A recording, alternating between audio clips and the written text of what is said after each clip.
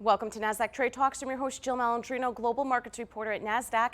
Joining me at the market site in Times Square, we have Rustin Miles. He's the founder and chief strategy officer at Bluefin Payment Systems. We're going to take a look at encryption and tokenization and how that can help mitigate security breaches. Rustin, it's great to have you with me at market site. And it's great timing. I mean, breaches, they're on the rise, and no one can seem to explain why. Yeah, you know, breaches are on the rise.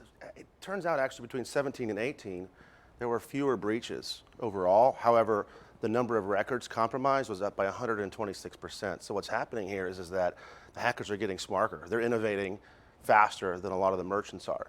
So that means they're being more effective at the breaches that they conduct and extracting more value from that. What's the cost to the consumer and the economy? Well, it's all wound up in there. I know a lot of folks kind of lump together security and fraud technologies, but I believe there's a real distinction in the marketplace between the vendors on either side of that.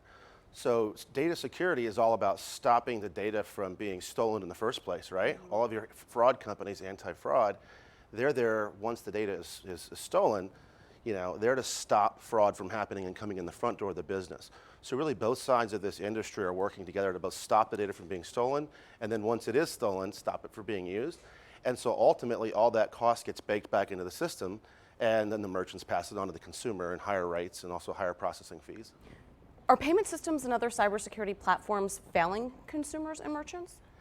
You know, I'd say it differently. I'd say it, you know, companies like Bluefin, and we're not the only one, there are several out there, are providing technologies like encryption, like tokenization, data devaluation technologies. And it's just that because they're not required, and maybe they should or shouldn't be, but because they're not required, a lot of times they go by unknown. So your average merchant who may be having a breach finds out later that, well, we should have been encrypting this, or we should have been tokenizing this. And they only find that out after the fact, after the forensic investigation. So, you know, it's incumbent on all of us to do the best job that we can to market it, to educate the businesses that would be adopting that technology. I wouldn't say the platforms are failing them. I would say we all need to do a better job of getting the word out. And that's certainly my job as a payments security evangelist. You brought up an interesting term, data devaluation. Yep. What does that mean? That's new for us. Yeah, so this is a fundamental distinction. You kind of alluded to that a little bit earlier with the breach versus compromise. The way that I see it is that a breach is when someone is able to get into the network, into the systems. They've breached the defenses that you have. Now they're going to take that data and go sell it on the dark web. Well, if that data is encrypted or tokenized, if it is devalued, then while the breach occurred, the data can't be compromised. So it takes all the economic incentive away from the hackers to go in there in the first place and get the data if they can't go sell it. So at the end of the day, maybe data devaluation is more important than trying to keep the bad guys out. Yeah. And that's our entire business. That's an interesting point. Let me ask you this question, though. Breaches make headlines. Yeah. People love to read bad news. But we never hear about the attacks that have actually been halted. I would imagine that happens more behind the scenes. Are more being halted than are actually happening? So, you know, I'd say we don't see a lot of breaches where PCI certified encryption or tokenization is in place. This would be industry certified solutions are in place simply because they're very effective at stopping that. And of course, it's sort of it's a conversation where how can you tell how many times something good has happened because they don't report that. So what we can look and see that a lot of the merchants that have not had breaches do have these things in place, which is good news.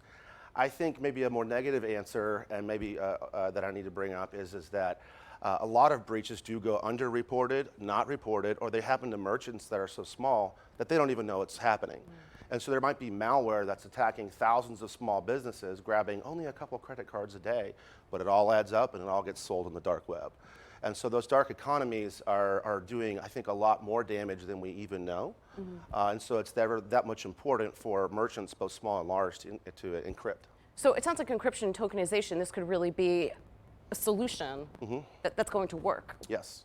Oh, absolutely. And you know, we're in a business that works in response to RFPs, requests for proposals, and I haven't seen an RFP from a major merchant or major national or multinational business over the last 2 years that hasn't had encryption or tokenization required. So what we do know is that a lot of these folks are implementing it into their future phases. So things are going to get better the more it's adopted. So.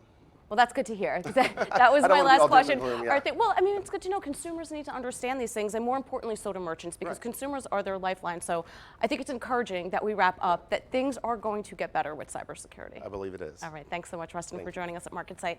And thank you for joining me on Trade Talks. I'm Jill Malandrino, Global Markets Reporter at Nasdaq.